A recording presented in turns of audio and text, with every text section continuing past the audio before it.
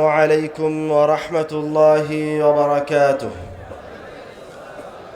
إن الحمد لله نحمده ونستعينه، من يهده الله فلا مضل له ومن يضلل فلا هادي له، وأشهد أن لا إله إلا الله وحده لا شريك له، وأشهد أن محمدًا عبده ورسوله أما بعد।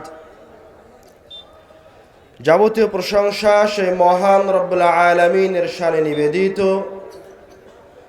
যে মহা পরাক্রমশালী আমাদেরকে আজকে এখানে উপস্থিত হয়ে ধৈর্য সহকারে রব্বুল আলামিন এবং তার রাসূলের কথা শ্রবণের তৌফিক দান করেছেন। আলহামদুলিল্লাহ।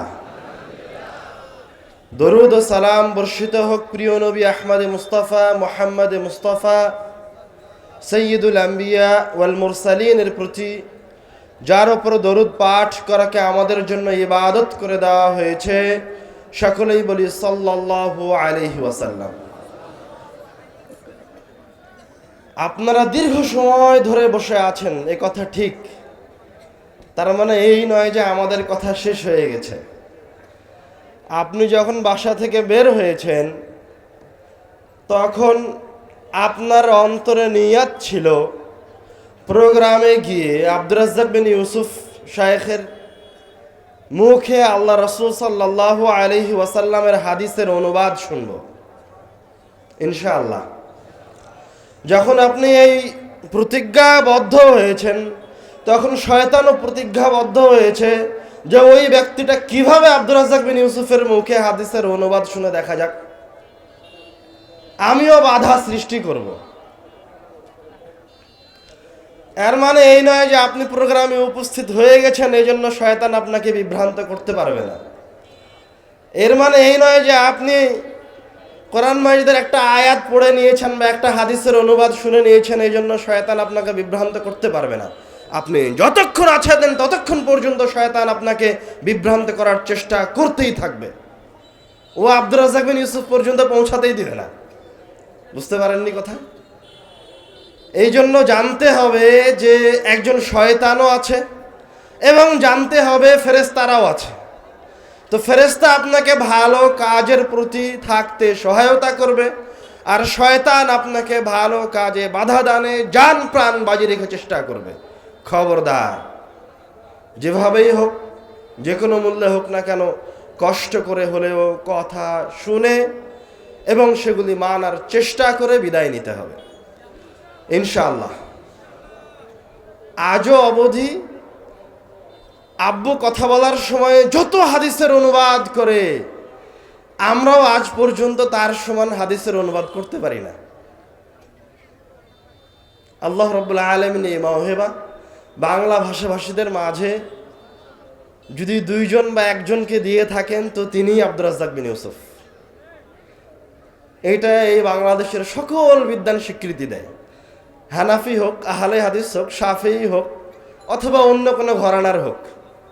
এই জায়গায় কেউ এই কথা বলতে পারে না যে আব্দুর রাজ্জাক বিন ইউসুফ হাদিস ছাড়া অন্য কিছু বলেছে। তখন যায় অন্য কোনো ভুল ধরতে যায়, কিন্তু এই জায়গায় কোনোদিন তারা বিরোধিতা করতে পারে না। এই জন্য আপনাকে মজবুত থাকতে হবে যে আমি রাসূলের কথা এবং রব্বুল আলামিনের কথা শুনে শেষ হওয়া পর্যন্ত উপস্থিত থেকে তারপর এখান থেকে উঠবো, তার আগ পর্যন্ত উঠবো না ইনশাআল্লাহ। আমাদের আজকের এই সংক্ষিপ্ত সময়ের মূল্যবান আলোচনার বিষয় মানুষের জীবন ও ইবাদত, অথবা ইবাদত ও সময়। কেন আলোচনার বিষয় ইবাদত ও সময়? কেন আলোচনার বিষয় ইবাদত ও মানুষের কর্মজীবন? কেননা বর্তমান বিশ্বে মানুষ যেই ভয়ঙ্কর ফাঁদে পড়েছে এবং মানুষ যেই প্রতারণার ফাঁদে পড়ে এই বিশ্বাস তাদের অন্তরে নিয়ে এসেছে যে ইবাদতের জায়গা মসজিদ, আর ইবাদতের জায়গা হচ্ছে হজ, আর ইবাদতের জায়গা হচ্ছে রমজান মাস, এটা টোটালি ইসলামের সাথে সাংঘর্ষিক। এটা আপনাকে বোঝা লাগবে। তো এটা কিভাবে আসলো, কিভাবে মানুষ মনে করলো যে মানুষের ইবাদত মসজিদে যাওয়া শুধুমাত্র, মানুষের ইবাদত শুধুমাত্র হজ করতে যাওয়া, মানুষের ইবাদত শুধুমাত্র রমজান মাস? কে আপনার ইবাদতকে, কে আপনার সময়কে শুধুমাত্র এই কয়েক শ্রেণীর ইবাদতের মাঝে আবদ্ধ করে দিল? আশ্চর্য কথা। আল্লাহ রাব্বুল আলামিন, আল্লাহ রাসূল তো কোথাও এমন কোনো কথা বলেননি। রব্বুল আলামিন তো বলছেন ওয়ামা উমিরু, তাদেরকে আর কোনো নির্দেশই দেওয়া হয়নি, ইল্লা লিয়াবুদুল্লাহ মুখলিসিন, তাদেরকে আর কোনো নির্দেশই দেওয়া হয়নি, শুধুমাত্র একটা নির্দেশ ব্যতীত। এটা হচ্ছে, সেই নির্দেশ হচ্ছে তারা ইখলাসের সাথে রব্বুল আলামিনের ইবাদত করবে। আর এক আয়াতে রব্বুল আলামিন বলছেন ওয়ামা খালাকতুল জিন্না ওয়াল ইনসা ইল্লা লিয়াবুদুন। সবাই জানেন যে রব্বুল আলামিন মানুষ আর জিনকে সৃষ্টি করেছেন শুধুমাত্র তার ইবাদতের জন্য, অন্য কোনো কাজই নাই। তাহলে এবার আপনি আমাকে উত্তর দেন যে আপনার কর্মজীবনের সাথে, আপনার ওই ভ্যান চালানোর সাথে, আপনার ওই এমপি মন্ত্রিত্বের সাথে, অথবা আপনার চাকরিটার সাথে রব্বুল আলামিনের ইবাদতের সম্পর্ক কোথায়? কে আপনাকে শিখালো যে শুধুমাত্র হজ করতে যাওয়া ইবাদত? আপনি আপনার ইবাদতকে এইভাবে পিঞ্জরার ভিতরে পিঞ্জরাবদ্ধ করেছেন শুধুমাত্র এক অদৃশ্য সেকুলারিজমের ছায়াতলে পড়ে। এটা আপনি বুঝে উঠতে পারিনি। কেননা সেকুলারিজম তারা নিজেদেরকে ধর্ম বলে কোনো সময় দাবি করেনি, কিন্তু বাস্তবে তারা একটা ধর্ম। সেকুলারিজম কখনো নিজেদেরকে আদর্শ বলে দাবি করেনি, কিন্তু তারা বাস্তবে নিজে একটা আদর্শ, যে আদর্শ বাস্তবায়নের জন্য 1500 খ্রিস্টাব্দ থেকে আজ পর্যন্ত কোটি কোটি মানুষকে হত্যা করা হয়েছে, প্রায় 10 থেকে 13 কোটি মানুষকে হত্যা করা হয়েছে।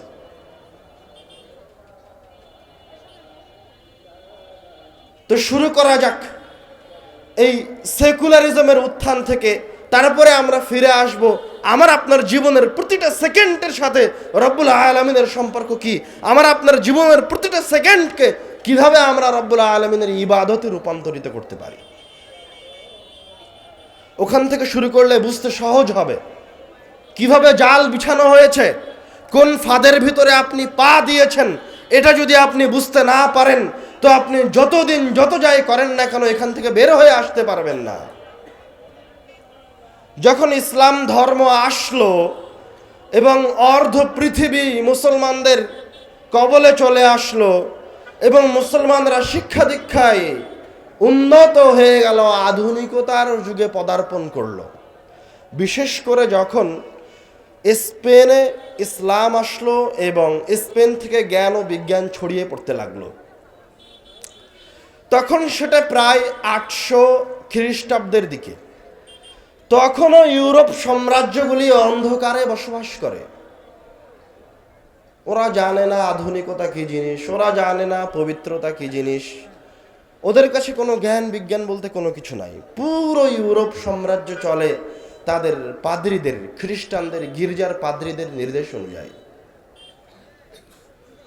যখন স্পেনে 1000 খ্রিস্টাব্দের দিকে যখন মুসলমানদের জ্ঞান বিজ্ঞান পৃথিবীর আনাচে কানাচে ছড়িয়ে পড়লো, মুসলমানরা যখন আধুনিকতার যুগে, যখন অ্যালগোরিদম আবিষ্কার হয়ে গেছে, গাণিতিক বিদ্যা আবিষ্কার হয়ে গেছে, যখন মানুষ সুন্দর সূর্য, চন্দ্র, গ্রহ এবং একাধিক বৈজ্ঞানিক জিনিসকে আবিষ্কার করে ফেলেছে, তখন ইউরোপ দেশগুলি থেকেও অসংখ্য মানুষ আসতে শুরু করলো জ্ঞান বিজ্ঞান অর্জনের জন্য।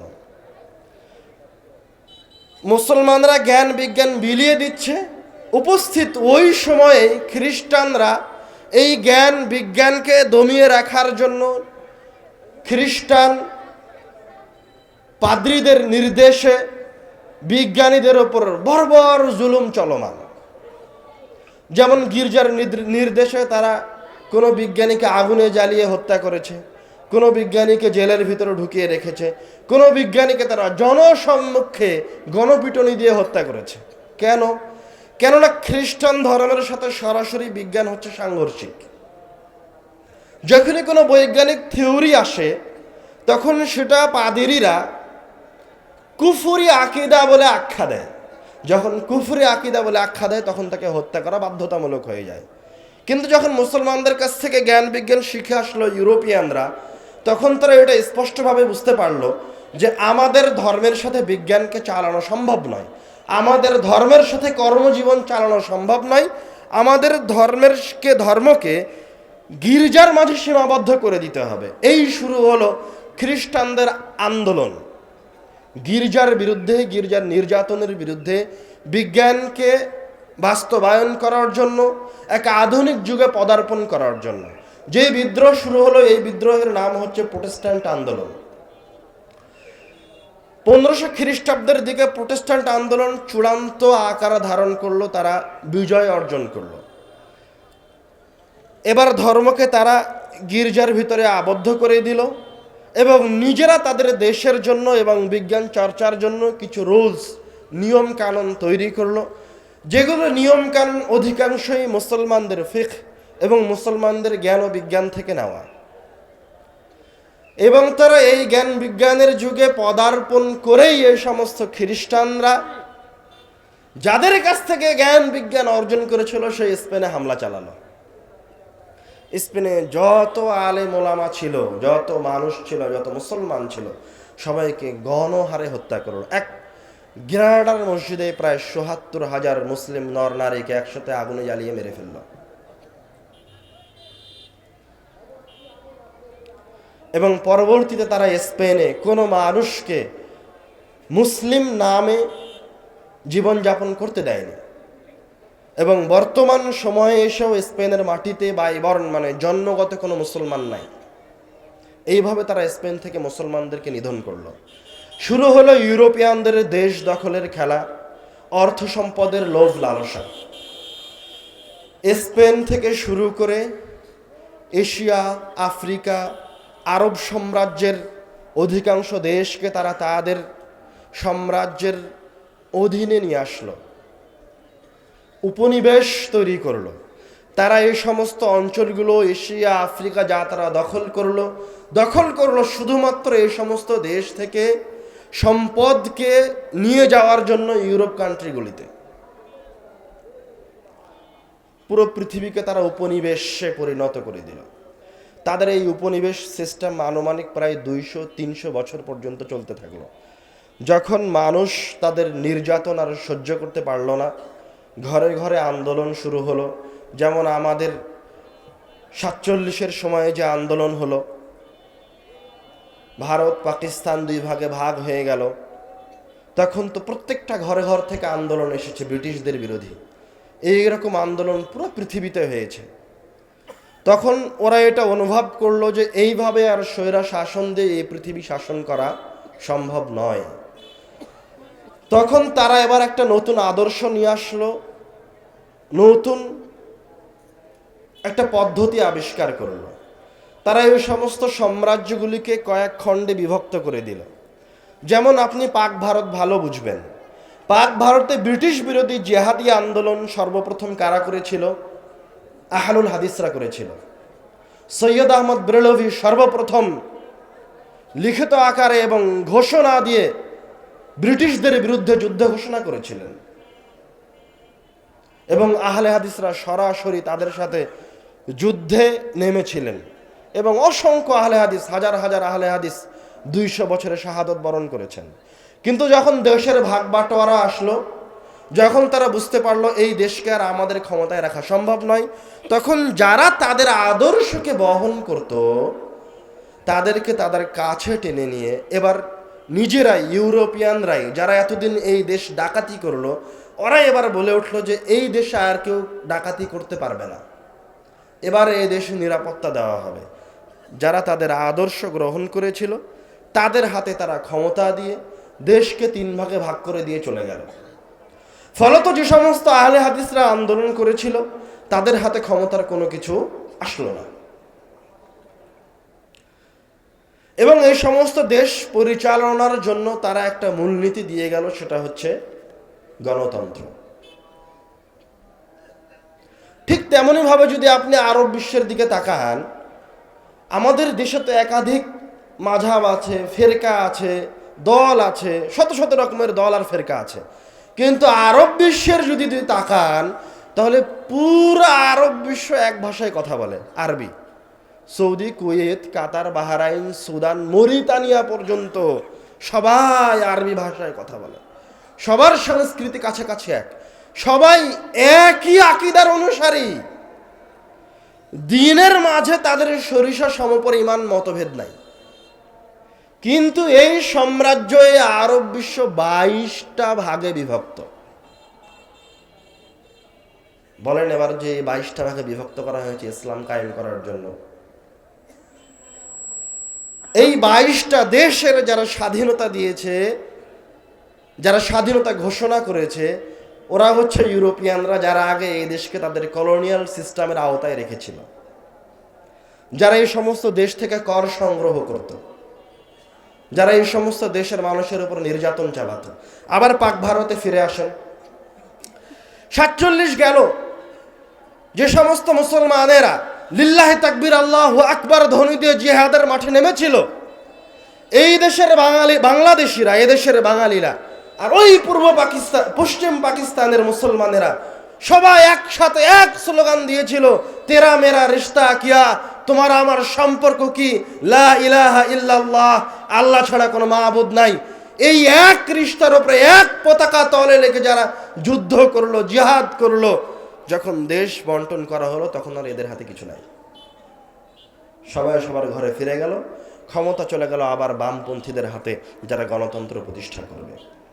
তারপরে 71-এ আবার বাংলাদেশ যখন হলো, তখন আবার কারা যুদ্ধ করলো? এই দেশের কৃষকেরাই, মুসলমানেরাই যুদ্ধ করলো।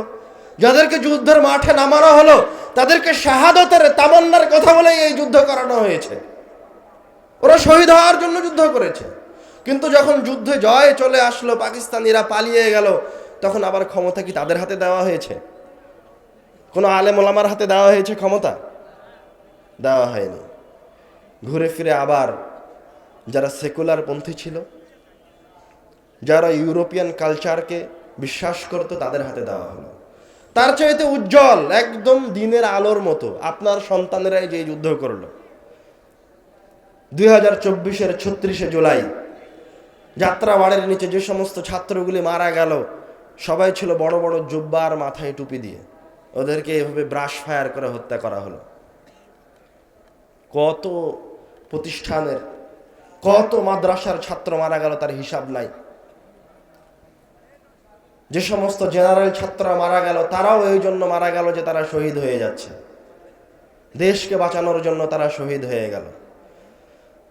যখন আপনাদের জয় জয় ভাব, বিজয় চলে এসেছে, তখন এবার এমবেসি ছাত্রদের সাথে মিটিং দিয়ে ক্ষমতাকে আরও তাদের পাকাপোক্ত করলো।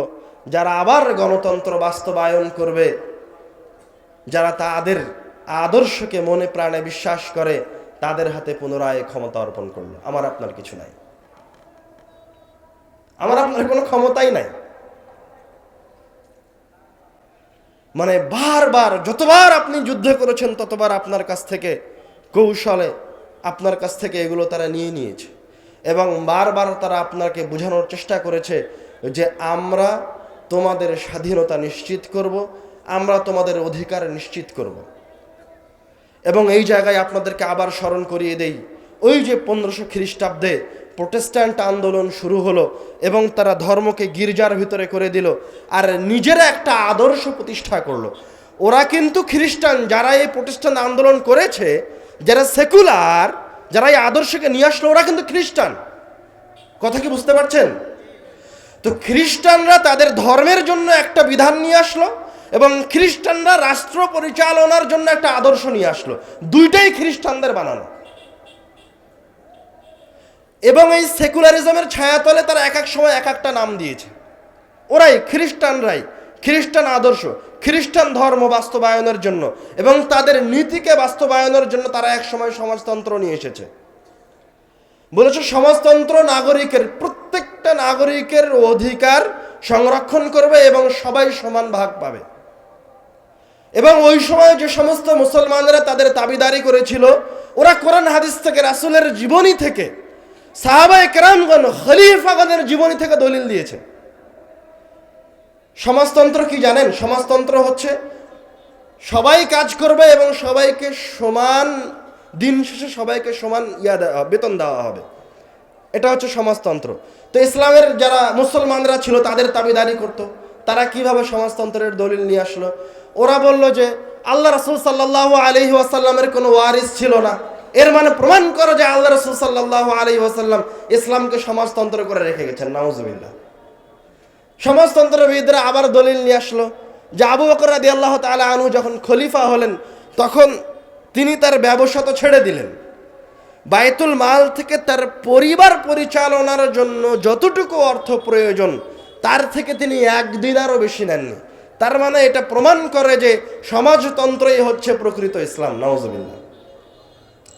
বিকৃত যেভাবে দলিল নিয়ে আসার দরকার হলো, এক ধরনের আলেম ওলামা দলিল পেশ করে দিল, কিন্তু যখন সমাজতন্ত্র বৃথা হয়ে গেল তখন এই সেকুলারিজমই আবার নিয়ে আসলো গণতন্ত্র। আবার এক ধরনের মুসলমানরা এবার গণতন্ত্রের জন্য দলিল নিয়ে চলে আসলো, যারা তাদের দাবিদারি করত। তারা বলতো রব্বুল আলামিন কুরআনুল কারীমে বলছেন পরামর্শের কথা, শুরা বাইনাকুম, পরামর্শের ভিত্তিতে রাষ্ট্র পরিচালনা হবে। তো গণতন্ত্র তো সবচেয়ে বেশি আপনাদের অধিকার নিয়ন্ত্রণ করছে, প্রত্যেক ব্যক্তির অধিকার আছে তার শাসককে নির্বাচন করার। গণতন্ত্রের জন্য কত দলিল তারা পেশ করলো। এবং গণতন্ত্র ভিত্তিক সেকুলারিজম যে ব্যাংক সিস্টেম পুরো পৃথিবীতে করে দিল, এই ব্যাংক সিস্টেম কিন্তু আমাদের মুসলমানদের হাতে করা নয়। এই ব্যাংক সিস্টেম কারা করেছে? ইহুদিরা করেছে। পুরো ব্যাংক সিস্টেম সুদ নির্ভরশীল, কিন্তু একদল মুসলমানরা এসে এই সুদকে এবারকার ইসলাম বানিয়ে দিল। ব্যাংক এবার এই সুদই অর্থনীতি হয়ে গেল ইসলামী অর্থনীতি, দলিলের অভাব নাই। নাউজুবিল্লাহ। দেশকে পরিচালনা করার জন্য আমাদের জন্য ছিল সংবিধান, কোরআনুল কারীম এবং রাসূল সাল্লাল্লাহু আলাইহি ওয়াসাল্লামের সুন্নাহ, কিন্তু তারা তো সংবিধান লিখলো নিজে হাতে। আমার বাংলাদেশ মুসলিম কান্ট্রি হলেও তার সংবিধান কি কোরআনুল কারীম? তার সংবিধান কি সুন্নাহ? তার সংবিধান মানুষের লেখা, মানুষের হাতে লেখা। যেইভাবে সেকুলারেরা তাদের ইউরোপ কান্ট্রির জন্য সংবিধান লিপিবদ্ধ করেছিল, ঠিক হুবহু ওইভাবেই বাংলাদেশের জন্য সংবিধান নিজে হাতে লেখা হয়। তার মানে বাংলাদেশ সেকুলার কান্ট্রি, যতই আপনাকে ইসলামের গল্প শোনানো হয়। এবং যতদিন পর্যন্ত আপনারা পরিপূর্ণভাবে এই বিধানকে পরিত্যাগ করবেন না, ততদিন পর্যন্ত নাজাত পাবেন না। এই জন্য বলছিলাম যে আমাদের জীবনের প্রত্যেকটা সেকেন্ড, প্রত্যেকটা সময় এবং শরীরের প্রতি ফোঁটা রক্ত রব্বুল আলামিন শুধুমাত্র তার ইবাদতের জন্য দিয়েছেন। এবার বলেন যে আপনার সংবিধান কিভাবে রব্বুল আলামিনের ইবাদত হতে পারে? আপনি বলেন আপনার গণতন্ত্র কিভাবে রব্বুল আলামিনের ইবাদত হতে পারে? যে গণতান্ত্রিক পদ্ধতিতে নির্বাচিত মেয়র, এমপি এবং যে ওসিডিসি, ও সারা দিন আজীবন মানুষের অর্থ সম্পদ আত্মসাৎ শেষ করে হজের সময় হজ করতে চলে গেছে, দিয়ে মুত্তাকি হয়ে ফিরে এসেছে। ও মনে করেছে ওর এবার সব আত্মসাৎ মাফ হয়ে গেছে, হজ করেছে যে। ওই সবচেয়ে নিকৃষ্ট চামার হারামখোর যে এলাকার শত শত মানুষের হককে ভক্ষণ করেছে, ওই পরের দিন মাদ্রাসায় গিয়ে 3 লক্ষ টাকা দান করেছে। আরে টাকাটা তো আমার নিজেরই, আপনার নিজেরই। আপনি পাগল, ওই জন্য ও যখন 3 লক্ষ টাকা দেয় তখন আপনি লিল্লাহে তাকবীর বলেন। আপনি মনে করেন কি না কি করেছে। আরে এরা মোনাফেক। এই মোনাফেক আল্লাহ রাসূলের যুগেও ছিল। এরা যখন আপনাদের কাছে আছে, যখন মসজিদে প্রবেশ করে তখন পাঞ্জাবি গায়ে দেয়, টুপি পরে। যখন কোনো আলোচনা মাহফিল হয় তখন একদম সুন্দর বেশভূষা নিয়ে আসে। 3 দিন আগে থেকে আর দাড়ি সেভ করে না, দাড়িটাও একটু বড় করে। তারপরে এসে একদম জোর গলায় বলে যায় যে আগামীকালকে বাংলাদেশে ইসলাম কায়েম হয়ে যাবে।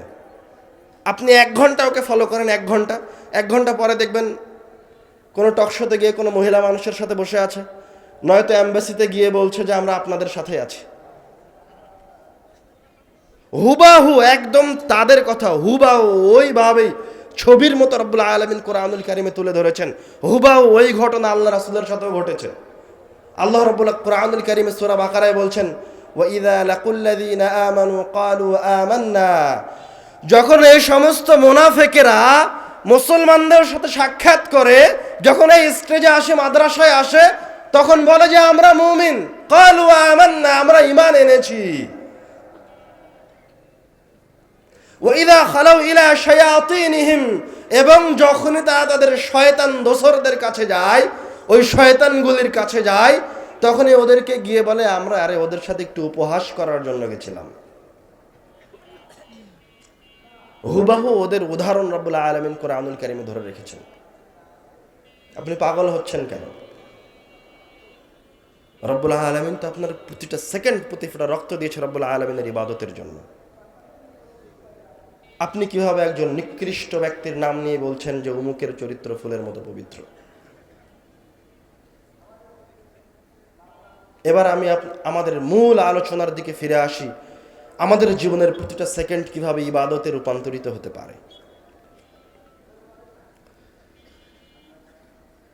রাসূল সাল্লাল্লাহু আলাইহি ওয়াসাল্লাম বলেছেন, ইন্নামাল আমালু বিন্নিয়াত, কাজ নিয়তের উপর নির্ভরশীল। ওয়া ইন্নামা লিকুল্লি আমরিন মা নাওয়া, এবং প্রত্যেক ব্যক্তি যা নিয়ত করেছে, তার ব্রেনে যা আছে, তার উপর নির্ভর করে তাকে প্রতিদান দেওয়া হবে। ফামান কানাত হিজরাতুহু ইলাল্লাহি ওয়া রাসূলিহি ফাহিজরাতুহু ইলা মা হাজারা ইলাইহি, যার হিজরত আল্লাহ এবং আল্লাহর রাসূলের দিকে, যার ব্রেনে এবং নিয়তে এটা আছে যে আমি রব্বুল আলামিনের দিকে চললাম, রব্বুল আলামিন তার ওই চলার জন্য, তার ওই নিয়তের জন্য এবং তার ওই চেষ্টা প্রচেষ্টার জন্য নেকি লিখে দিবেন। সুবহানাল্লাহ। ওমান কানাত হিজরাতুহু ইলা দুনিয়া, এবং যার হিজরত হচ্ছে দুনিয়ার কোনো কিছু পাওয়ার জন্য, যার মাথায় আছে, চিন্তায় আছে যে সে দুনিয়াবী জীবনের কোনো কিছুর জন্য এটা করছে, তাহলে তার নিয়তে যেটা আছে তাকে ওই প্রতিদানই দেওয়া হবে। এবার আসেন, আপনি একজন ভ্যান চালক মানুষ, সকালবেলায় ভ্যান নিয়ে বের হন, তা আপনার ভ্যান চালানো ইবাদতে রূপান্তরিত হবে কিভাবে? আপনি যখন ভ্যান নিয়ে বের হচ্ছেন, তখন রব্বুল আলামিনকে বলেন, রব্বুল আলামিন আপনি রিজিক অন্বেষণের নির্দেশ দিয়েছেন, আপনি আমাকে পেট দিয়েছেন, আপনার নির্দেশে আমি রিজিক অন্বেষণের জন্য বের হলাম। আপনি আপনার ওই ভ্যানে কোনো হারাম পণ্য বহন করিয়েন না, সিগারেট, তামাক, জর্দা, গুল এগুলি নিয়ে যাইয়েন না, কোনো অবৈধ সামগ্রী বহন করিয়েন না, কোনো খারাপ কাজে আপনার ভ্যানকে ব্যবহার করিয়েন না, কোনো প্রেমিক প্রেমিকাকে আপনার রিকশায় তুলিয়েন না। এবার আপনি যতক্ষণ পর্যন্ত রিকশা চালাবেন হালাল রুজির জন্য, ততক্ষণ পর্যন্ত রব্বুল আলামিনের ফেরেশতারা আপনার আমলনামায় নেকি লিখতে থাকবে। সুবহানাল্লাহ।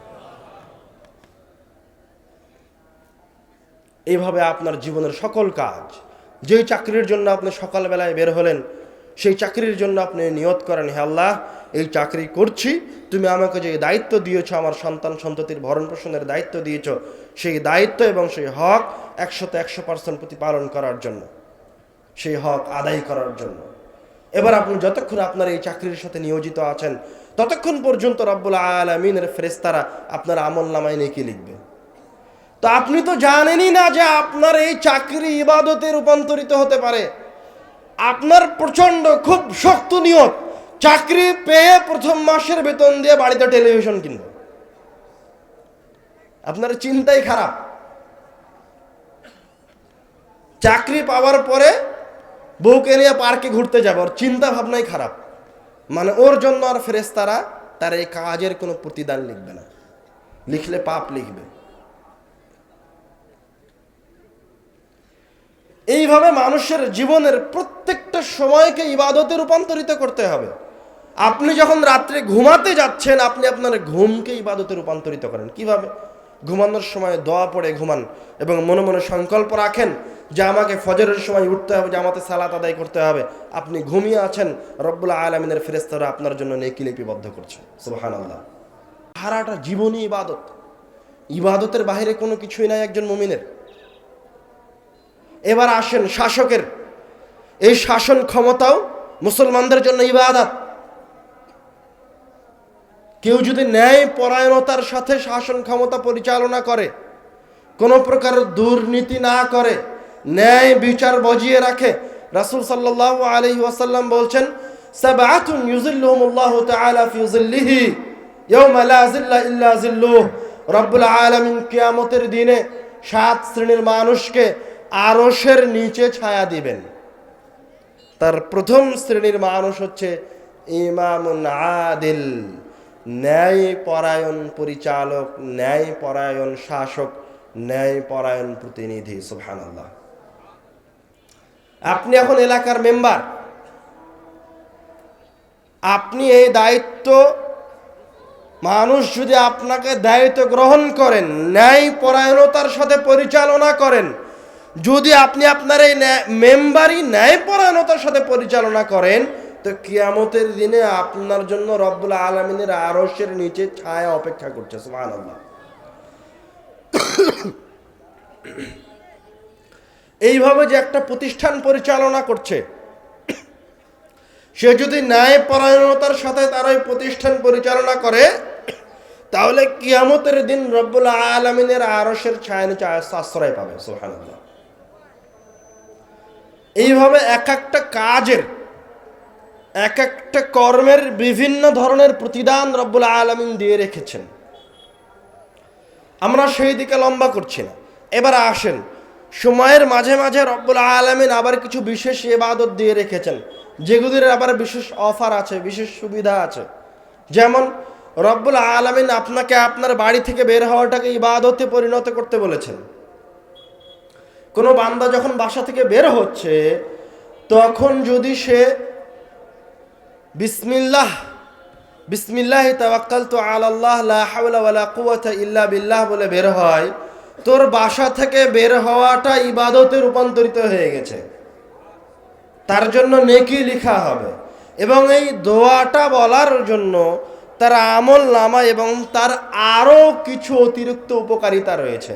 আল্লাহ রাসূল বলছেন, যখন কোনো ব্যক্তি বলল বিসমিল্লাহ, আল্লাহর নামে বের হচ্ছি, তাওয়াক্কালতু আলাল্লাহ, আল্লাহর উপর ভরসা করেছি, লা হাওলা ওয়ালা কুওয়াতা ইল্লা বিল্লাহ, রব্বুল আলামিনের ক্ষমতা এবং রব্বুল আলামিনের শক্তি ও চেষ্টা প্রচেষ্টা ব্যতীত দ্বিতীয় কোনো ক্ষমতা, শক্তি, চেষ্টা প্রচেষ্টা নাই।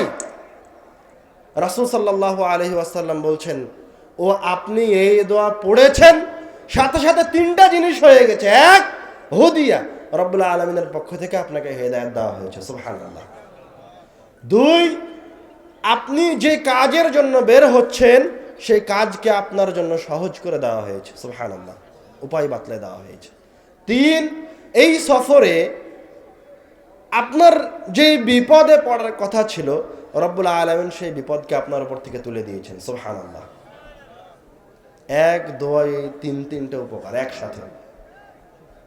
এখানে শেষ নয়, রাসূল সাল্লাল্লাহু আলাইহি ওয়াসাল্লাম বলছেন, এবার আপনি যখনই এই দোয়া বলেছেন, বিসমিল্লাহি তাওয়াক্কালতু আলাল্লাহ লা হাওলা ওয়ালা কুওয়াতা ইল্লা বিল্লাহ, এই দোয়া বলা আর আপনাকে পথভ্রষ্ট করার জন্য, বিপদে ফেলার জন্য যেই শয়তান অপেক্ষা করছিল এতক্ষণ পর্যন্ত, ওই শয়তান আপনার কাছ থেকে পালিয়ে গেছে। সুবহানাল্লাহ।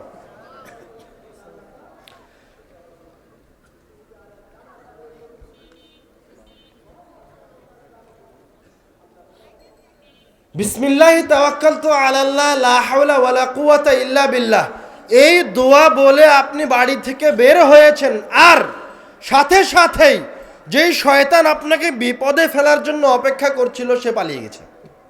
রাসূল সাল্লাম বলছেন, শুধু পালিয়ে যায়নি, এবার যতক্ষণ পর্যন্ত আপনি বাহিরে থাকবেন আর অন্য কোনো শয়তানও আপনাকে বিপদে ফেলার জন্য আসবে, তখন প্রথম যে শয়তানটা পালিয়ে গেছিল, ওই শয়তান ওকে গিয়ে বলবে, আরে তুমি ওই বান্দার কি করতে পারো? ওই বান্দাকে রব্বুল আলামিন হেদায়েত দিয়েছেন, উপায় বাতলে দিয়েছেন, বিপদ থেকে মুক্ত করেছেন। সুবহানাল্লাহ। এক, আপনার সফর ইবাদতে রূপান্তরিত হয়ে গেছে। 2, আপনি দোয়া পড়ার কারণে কতগুলি উপকার পেলেন। এইভাবে রব্বুল আলামিন আমাদের জীবনে অসংখ্য সুন্নাত রেখেছেন এবং আমাদের জীবনের প্রতিটা মিনিট, প্রতিটা সেকেন্ডকে রব্বুল আলামিনের ইবাদতের জন্য দিয়েছেন। আমাদের জীবনের দ্বিতীয় কোনো কাজ নাই, যেই কাজ ইবাদত নয়, যেই কাজে এবং যেই বিশ্বাসে এবং যেই দিকে যাওয়াতে কোনো উপকার নাই, রব্বুল আলামিনের ইবাদতে রূপান্তরিত করা সম্ভব নয়, ওগুলো সব কাজ থেকে, ওইগুলো সব পথ পদ্ধতি থেকে প্রত্যেক মুসলমানকে ফিরে আসতে হবে, অন্যথায় বিপদ থেকে বাঁচার কোনো উপায় নাই। আমরা আমাদের আলোচনা শেষ করে দিচ্ছি। আপনার দীর্ঘ সময় থেকে বসে আছেন, আব্বুও চলে এসেছে।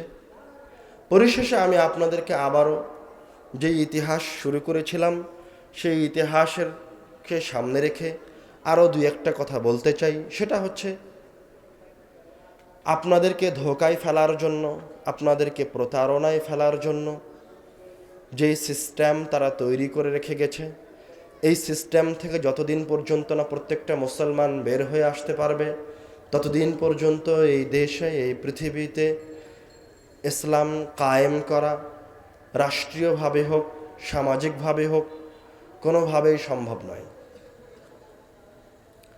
এবং ইসলাম কায়েম করার জন্য আপনি ওই ইহুদি খ্রিস্টানদের দিয়ে যাওয়া, আমরা তো বললাম যে ইহুদি খ্রিস্টানরা এই সেকুলারিজমকে ধর্ম বলে না, কিন্তু বাস্তবে এটা সেকুলারিজম নিজে একটা ধর্ম, গণতন্ত্র নিজে একটা ধর্ম, কিন্তু তারা নিজেদেরকে ধর্ম দাবি করে না, এই জন্য যে ধর্ম দাবি করলে আগামীকালকে থেকে মুসলমানদেরকে এই গণতন্ত্রের নিচে অথবা গণতন্ত্রের ধোকায় ফেলে রাখা সম্ভব হবে না। আপনাকে তার একটা উজ্জ্বল দৃষ্টান্ত দেই, আজকালকের ঘটনা। আপনার এই মুসলিম কান্ট্রিতে যখন রব্বুল আলামিনকে অপমান করা হলো, তখন যখন কিছু তাওহীদি জনতা পুরনো আবেগের সাথে, যে কিছুই জানে না, শুধুমাত্র রব্বুল আলামিনকে ভালোবাসে, ওদের মাঝে অর্ধেক আর মানুষ আছে যে কোরআন মাজিদই পড়তে পারে না, শুধু রব্বুল আলামিনকে আর আল্লাহ রাসূলকে ভালোবাসে, কিন্তু যখনই শুনেছে অমুক আমার রবের অপমান করেছে, তখন জীবন দেওয়ার জন্য রাস্তায় নেমে গেছে। তো ওইখানে যে মারামারিটা হয়েছে, মারামারি হওয়া শেষই হয়নি। আপনাদের যেই সমস্ত গণতান্ত্রিক মিডিয়া আছে, যারা ওদেরকে মারতে গেছে, যারা রব্বুল আলামিনকে অপমান করলো, যখন তাদের উপর লাঠি ধরেছে, যারা লাঠি ধরলো তাদের সবাইকে কি করলো? মৌলবাদী বানিয়ে দিল। পুলিশ ওদেরকে ধরার জন্য খুঁজে বেড়াচ্ছে। কিছুদিন আগে যখন একজন ভণ্ড, যখন সরকার কোনো বিচার ব্যবস্থা করলো না, তখন ওই এলাকার তাওহীদে জনতা তাকে কবর থেকে বের করে নিয়ে আসলো, তাকে আগুন দিয়ে জ্বালিয়ে দিল। আমি ওই বিধানের দিকে যাচ্ছি না, কিন্তু তারা এগুলি তো করেছে সরকারের সুদৃষ্টি না থাকার কারণে। সরকার কোনো তাদেরকে তাদের ধর্মের অধিকার সংরক্ষণ করেনি বলেই এই দেশের তাওহীদ জনতা এই কাজগুলি করতে গেছে। তাদের তো কোনো ওই রকম উচ্চশিক্ষা নাই, তারা রব্বুল আলামিনকে ভালোবাসে এই জন্য গেছে। বলছিলাম, এই গণতান্ত্রিক মিডিয়াগুলির সাথে সাথে আপনাদেরকে ট্যাগ দিয়ে দিয়েছে মৌলবাদী, এবং এমন ভয়ঙ্কর ছবি আঁকিয়ে পোস্ট করছে যে পুরা বাংলাদেশ এখন জঙ্গিতে ভরে গেছে। হুবাহু আর একটা দৃশ্য দেখেন, দুই গণতান্ত্রিক দল মারামারি করে একজন কতজনকে মেরে ফেললো। প্রত্যেক দিন কোনো না কোনো এলাকায় একজন সন্তান, কোনো একজন যুবক মারা যাচ্ছে, জবাই করে হত্যা করা হচ্ছে। তখন আর বলা হয় না যে অমুক দল মৌলবাদী। বুঝতে পারেননি? তখন ও গণতন্ত্র করে, এও গণতন্ত্র করে, এও স্বাধীন, এও স্বাধীন। এর যখন কিছুতে লাগে তখন ও মারে, এর যখন লাগে তখন ও মারে। এবার এদের কাউকে কেউ জঙ্গি বলে না, মিডিয়া কোনোদিন বলে না যে অমুক দল জঙ্গি আর অমুক দল জঙ্গি, বলবেও না কোনোদিন। এই সেকুলারিজম 1500 খ্রিস্টাব্দ থেকে আজ পর্যন্ত এই ধর্মের নামে, এই আদর্শের নামে প্রায় 10 থেকে 13 কোটি মানুষকে হত্যা করেছে, কিন্তু কোনোদিন তারা এগুলোকে মিডিয়ার সামনে নিয়ে আসেনি, বলেও না। আপনি খালি কিছু করতে যান, আপনি নাও মারেন, খালি রাস্তায় বের হন, আপনাকে মৌলবাদী ট্যাগ দিয়ে দেবে। কেননা তারা এই সিস্টেমটা করে রেখেছে আপনাকে দমিয়ে রাখার জন্য। এই জন্য আপনি মনে প্রাণে শিক্ষিত মুসলমান হওয়ার চেষ্টা করেন, ইমানদার মুসলমান হওয়ার চেষ্টা করেন। রব্বুল আলামিন আমাদেরকে তাদের ফাঁদ বোঝার এবং তাদের ফাঁদ থেকে বের হয়ে আসার তৌফিক দান করুন, আল্লাহুম্মা আমিন। রব্বুল আলামিন আমাদের ইহকাল এবং পরকালীন জীবনকে হেফাজত করুন, কল্যাণময় করুন, আল্লাহুম্মা আমিন। ওয়া আখিরু দাওয়ানা আলহামদুলিল্লাহি রাব্বিল আলামিন। আসসালামু আলাইকুম।